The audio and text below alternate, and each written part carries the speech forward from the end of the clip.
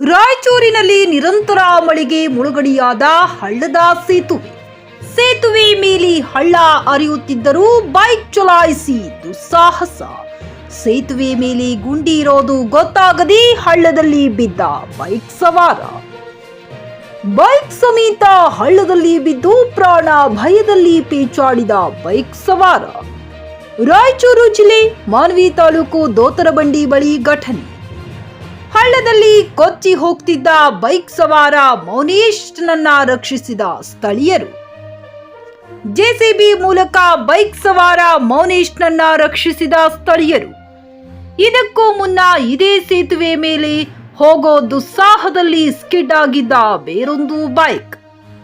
ಆ ವೇಳೆ ಬೈಕ್ ಸವಾರ ಬಸವಲಿಂಗ ಹಾಗೂ ಶಾಂತಮರನ್ನ ರಕ್ಷಿಸಿದ್ದ ಸ್ಥಳೀಯರು. Garaladinni Veeranagouda, JK news Kannada, Raichur.